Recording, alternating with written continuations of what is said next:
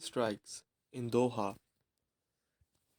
in September 2025 didn't merely represent a tactical counter-terrorism operation or a dramatic escalation in Israel's long-running conflict with Hamas. It exposed with brutal clarity the structural fragility underlying the political economy of Gulf Arab states. For decades, Qatar, Saudi Arabia, and the United Arab Emirates had been portraying by themselves and by outside observers as insulating fortresses of wealth, stability, and strategic foresight in an otherwise volatile Middle East. The narrative has been consistent.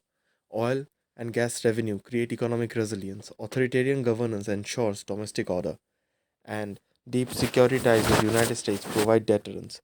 Careful diplomacy allows monarchies to punch far above their demographic and geographic weight. Yet, the Doha strike punctured this narrative in a single moment.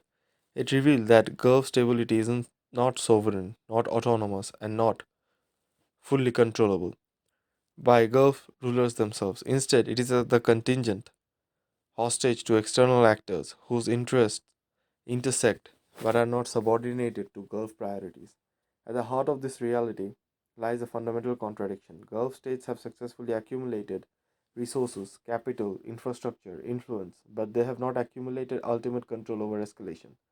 They sit at the they sit at the intersection of global energy markets, US military strategy, Israeli security doctrine, Iranian regional ambitions, and Arab public opinion. This intersection grants them leverage, but it also makes them unavoidable terrain in conflicts they do not initiate. Doha strike is historically significant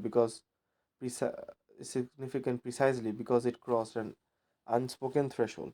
Israel demonstrated that even Gulf territory, long treated as diplomatic, sacrosanct, and strategically neutral ground, is no longer immune from kinetic action if Israel's security logic demands it.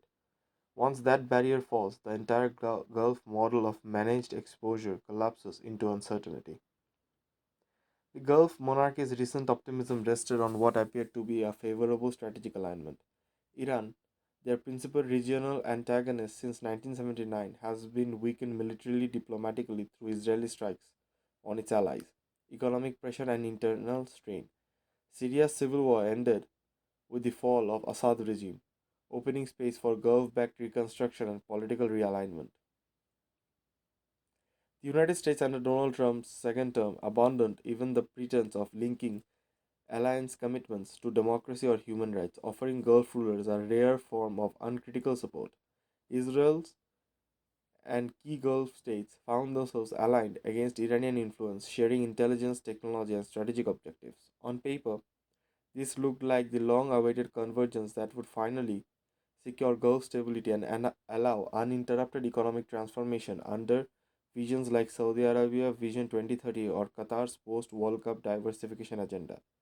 But this apparent convergence masked a deep vulnerability. Alignment doesn't equal control. Israeli strategic culture prioritizes unilateral action, escalation dominance, and deterrence through unpredictability. It doesn't subordinate these principles to the diplomatic sensitivity of partners, particularly when dealing with non state actors like Hamas. The strike in Doha demonstrated that Israel is willing to act inside Gulf territory if it calculates that the benefits outweigh the cost, and crucially, that the cost will be borne politically by Gulf leaders rather than by Israel itself. Qatar, despite hosting despite hosting US military assets and positioning itself as a mediator, discovered that mediation status doesn't confer immunity. In fact, it may increase exposure by placing a state physically closer to the nodes of conflict. This exposure is compounded by Gulf states' approach to regional politics more broadly. Over the past 2 decades, their financial power has allowed them to shape outcomes across the Arab world, supporting regimes, factions, and movements aligned with their interests.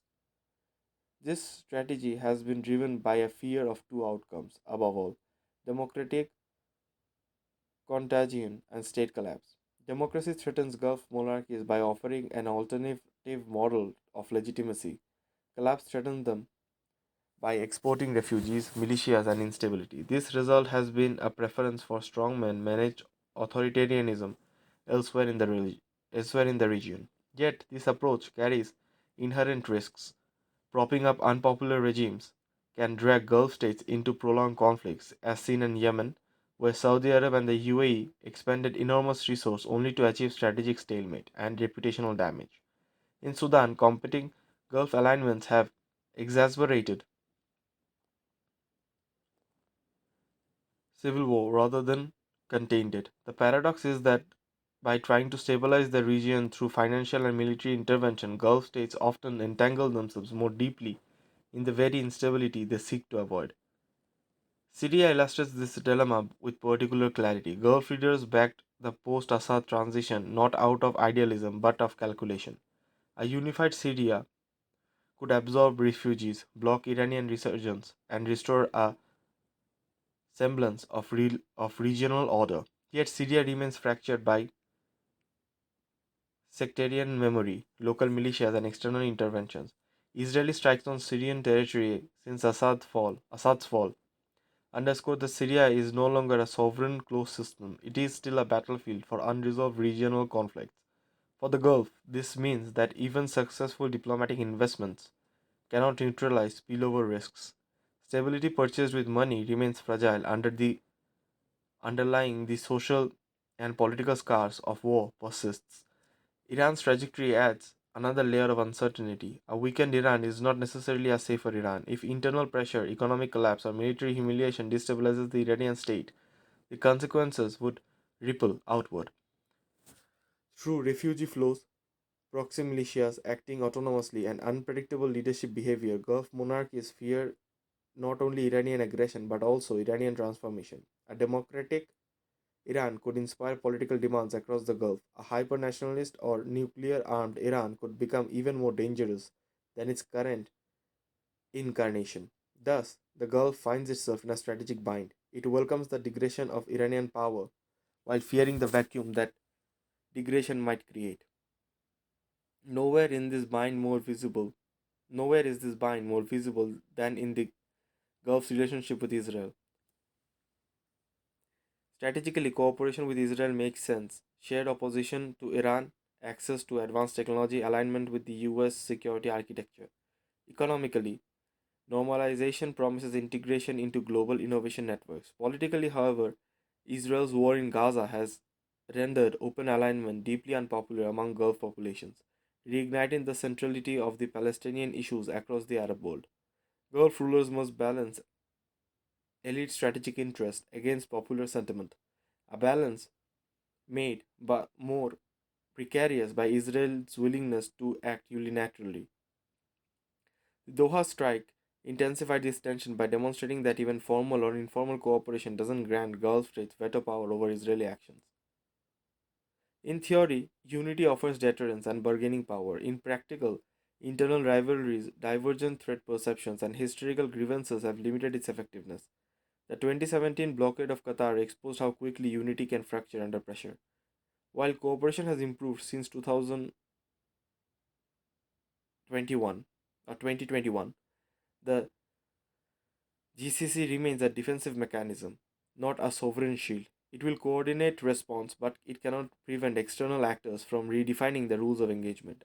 Ultimately, the Gulf monarchies face an inescapable reality. Their ambitions to maintain unchallenged domestic authority while expanding global influence collide with a regional environment that punishes visibility and centrality. They cannot withdraw without sacrificing influence, yet, deeper engagement increases exposure. The Doha strike crystallized this dilemma. It is not an anomaly, but a signal that the era of assumed global inviolability is over. In Middle East, where power is increasingly exercised through unilateral actions and cascading crises, wealth, diplomacy buy time, not immunity. The harsh truth is that Gulf states are not weak, falling, or misguided. They are structurally constrained. Their model of rule has succeeded in accumulating resources, but the international system they operate within denies them full control over security outcomes. They are central nodes in a volatile network, and central nodes absorb shocks. Stability for the Gulf is no longer something to be achieved once and maintained indefinitely. It is a temporary condition to be renegotiated continuously under conditions not of their choosing. The Doha strike didn't create this reality, it simply made it impossible to ignore any longer.